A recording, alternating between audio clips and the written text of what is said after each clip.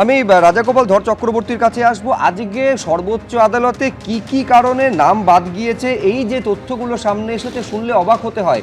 Dutta DUTTA হবে নাকি DATTA হবে, তার জন্য নাকি নাম বাদ গেছে।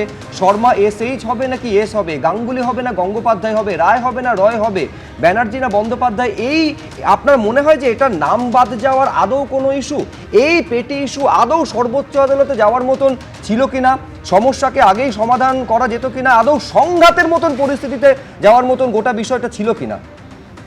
হ্যাঁ, দেখুন, আমি প্রথমে আজকের ঘটনা একটু বলে নিই, তারপরে আসছি আপনার এই স্পেসিফিক কোয়েরিটাতে।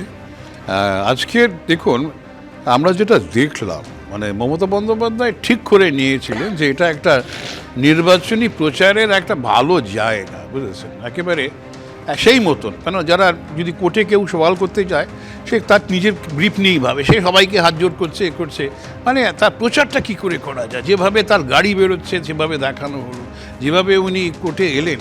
এবং দেখুন, কোর্টে গিয়ে উনি একেবারে সাধারণ ভারতীয় বাঙালি হিসেবে ইংরেজি বললেন, কোর্টে যে অ্যাকসেন্টেড ইংলিশ বা কুইন্স ইংলিশ চলে সেসবে দাঁড়ালেন না, যা এলো এখন মানুষের কাছে বলতে চেষ্টা করলেন যে দেখো সাধারণ মানুষ বিপদে পড়েছে, আমি এসে হাজির হই, এই যে ব্যাপারটা উনি দেখার চেষ্টা করলেন। এটাতে কিন্তু আজকের পর্যন্ত এখন যে অবস্থা, তাতে কিন্তু অনেকটাই কিন্তু উনি ওনার দলের হয়ে বা জোট তো জানি না, জোট যদি লোকসভা নির্বাচন থাকতো তাহলে হয়তো ভারত জুড়ে একটা ভালো প্রচারই পেতেন। সেই ঘটনা হয়তো নাও ঘটতে পারে, কিন্তু যাদের নাম বাদ গেছে বা যারা বিপন্নতার মধ্যে আছে নির্বাচন কমিশনের খেয়ালিপনায়, তারা কিন্তু ভাবছে যে কেউ তো আমাদের কথা বললো না, করছে, কিন্তু এই ব্যাপারে কিন্তু উনি অনেকটাই স্কোর করে গেলেন। সেখানে বিজেপির ভূমিকা আমি খুব একটা দেখছি না। তারা যদি বার করতে পারতো, নির্বাচন কমিশনে আমরা জানি সেখানে মমতা ব্যানার্জি গিয়ে কী করেছিলেন, নির্বাচন কমিশনের এতকাল যে ধরনের প্রোটোকল মেনেছে বার করা যায় না, সেখানকার যদি কোনো ভিডিও নানানভাবে চলে আসে, তারা যদি বার করে যেতে কারোর মাধ্যমে, তাহলে হয়তো কিছু বোঝা যেত, সেটা করেনি। এখন যে প্রশ্নটা আপনি করলেন সেদিকে ফিরে আসি, সেটা খুব দেখুন, এই খুব সামান্য ব্যাপারে আমার নিজেরই, আমার টাইটেল ওয়াইট লাস্টের দিক, তার জন্য আমার বহু ঝামেলা গেছে। এখন সাধারণ মানুষ আপনি যেটা বলছেন, হ্যাঁ, আমার আইটা ছিল, কোনো একটা জায়গায় ওয়াই ছিল বলে আমাকে খুব ঝামেলা হয়েছে। যাই হোক, সেটা মিটে গেছে কোনো কারণে, সেটা ঘটেছিল। এখন আপনি যেটা বলছেন দত্ত স্পেলিং, এগুলো নানানভাবে তো হয়, এবং বোধহয় বিচারপতিরাও বলেছেন, ট্যাগোরকে কী করতো আমি জানি না, সেটা তারাও উল্লেখ করেছেন।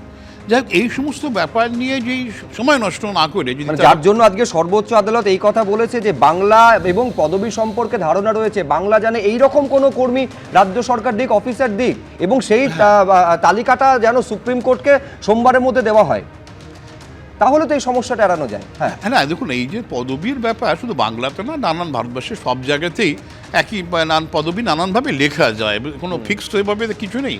আমাদের ক্যালকাটা ইউনিভার্সিটির রুলস ছিল এইভাবে লিখতে হবে, সেই তো আশুতোষ মুখার্জি এই সমস্যা অন্য রাজ্যে হচ্ছে বলে তো এখনো পর্যন্ত জানায়নি। তাহলে মনে করছে আমাদের দেশে যেভাবে সরকারি ব্যবস্থায় তাতে 2-4টে ধরনের ভুল হয় এবং মেনে নিতে হয়।